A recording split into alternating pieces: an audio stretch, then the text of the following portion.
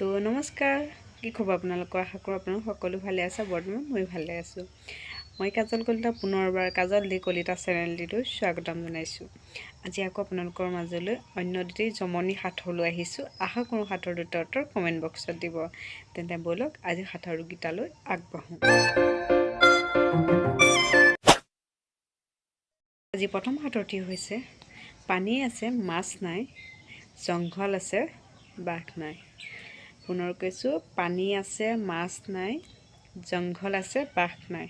কি হয় কমেণ্ট কৰি জনাবচোন দেই। আজি ২ নম্বৰ সাঁথৰটি হৈছে আপোনাৰ এনেকুৱা এটা বস্তু আছে যিটো বস্তু আপোনাতকৈ বেলেগে বেছি ব্যৱহাৰ কৰে। কি হয় বাৰু কমেণ্ট কৰি জনাবচোন।